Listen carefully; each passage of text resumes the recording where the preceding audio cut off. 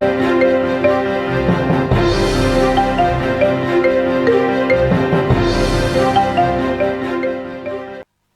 hello viewers, welcome to Science TV, and here we have our Science TV news at 1 p.m. I am a host Ruth Werimo and my sign language interpreter voicing Esther Kendi. Welcome to today's news update.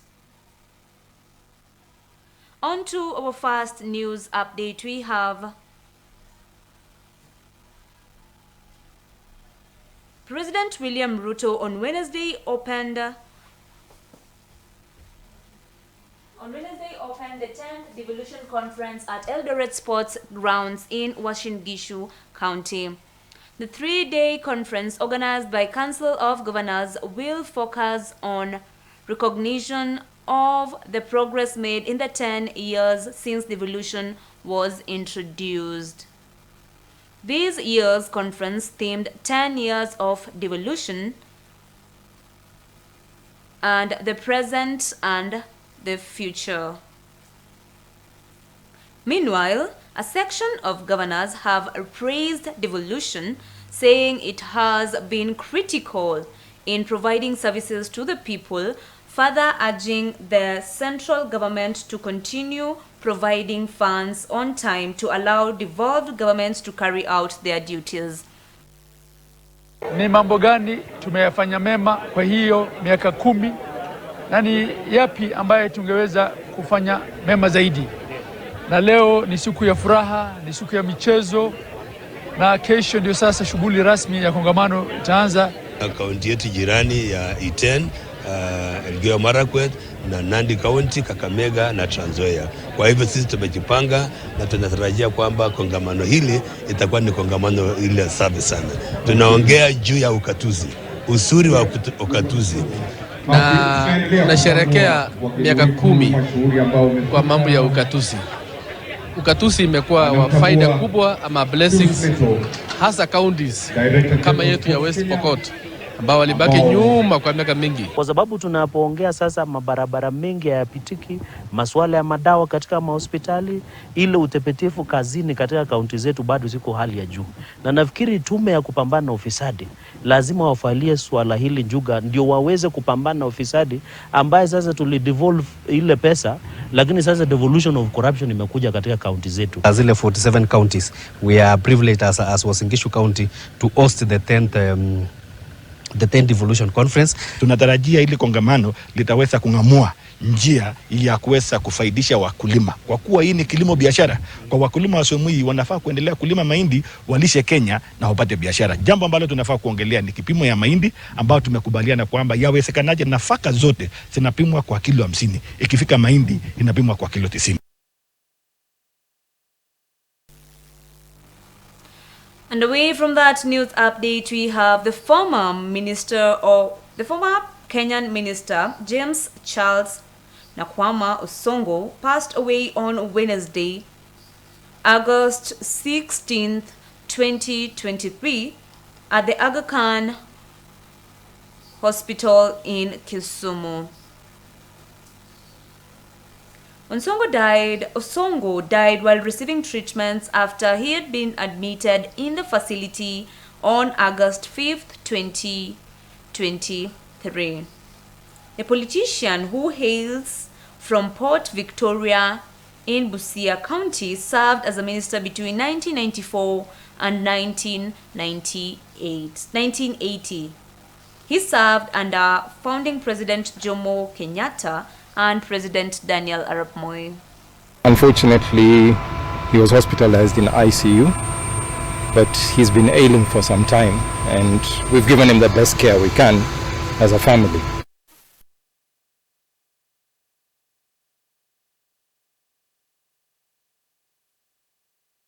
Unfortunately, he was hospitalized in ICU, but he's been ailing for some time, and we've given him the best care we can as a family.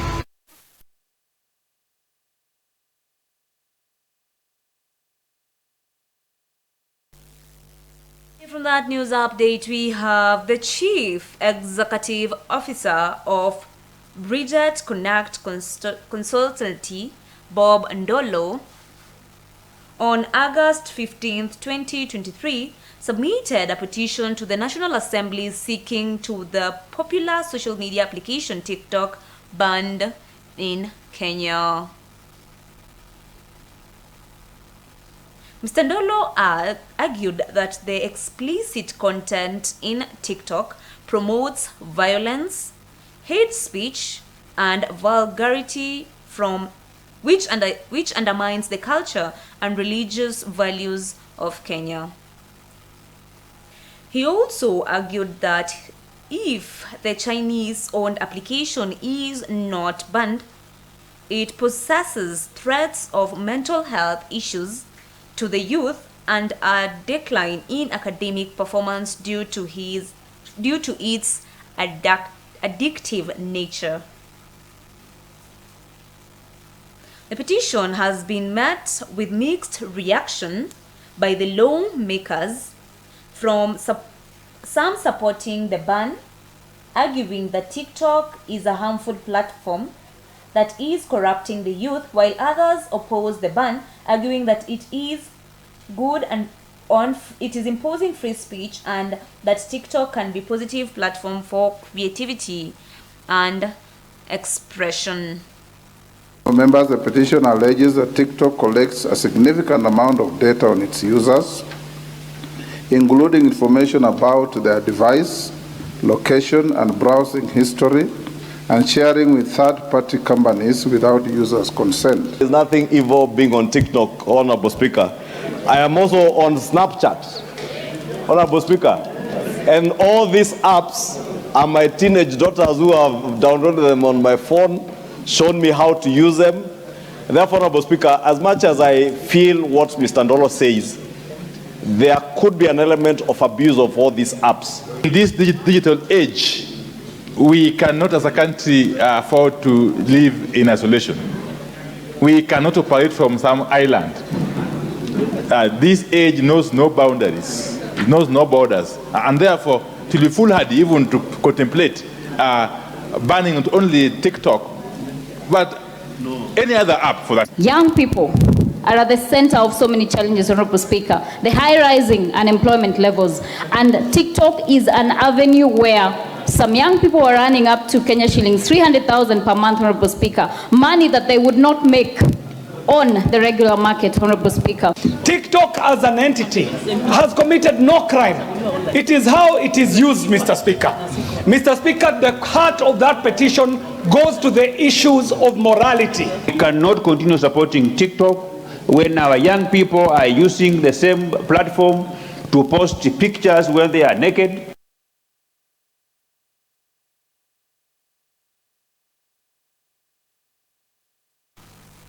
Away from that news update, we have members of parliament are set to debate a motion seeking to entrench the Kenya Kwanza Azimio talks in law. The motion was filed by Kikuyu MP Kimani Ichung'wah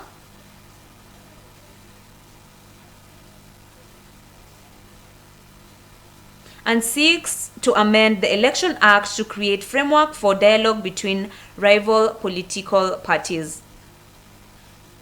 The motion is in response to the ongoing talks between the Kenya Kwanza and Azimio la Umoja coalitions, and the talks are aimed at ensuring a peaceful and credible election in 2027.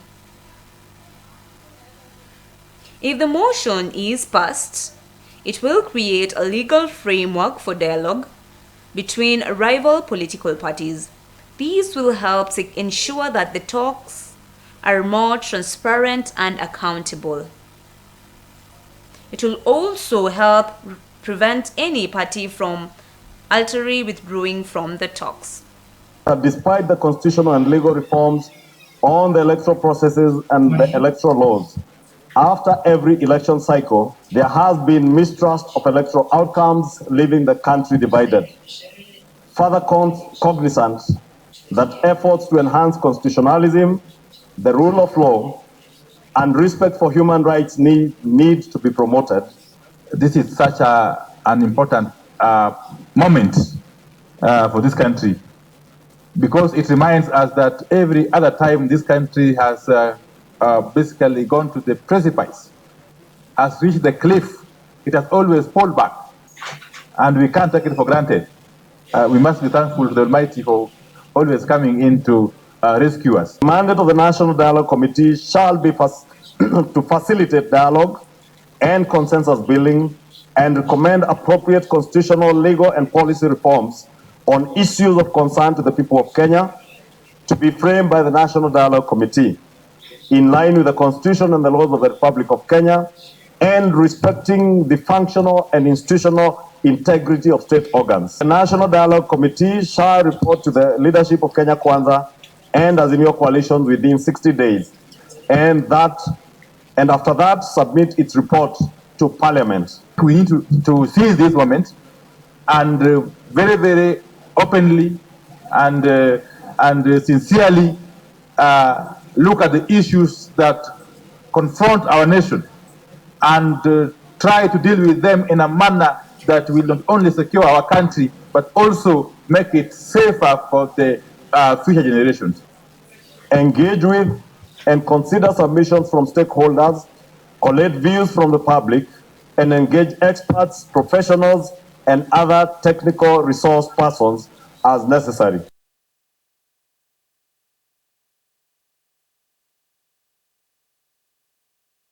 Away from that news update, we have the National Social Security Fund has announced that it will fast track the payment of pending claims. This is in response to complainants from members who have been waiting for their claims to be processed for months or even years. NSSF CEO David Koros, speaking on Tuesday during a meeting with the Kenya Editors Guild, said that they have identified some of their priorities and rules that will enable them to run the NSSF company fairly by ensuring that they process claims in a timely manner.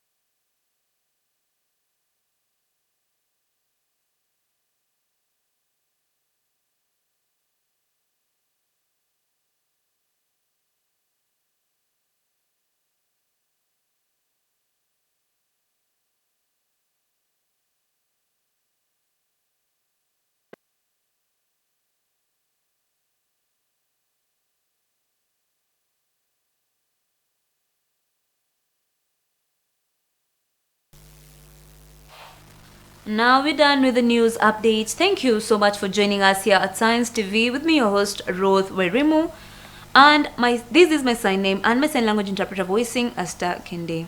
Enjoy your afternoon and let's welcome Ben Morongai for the sports news.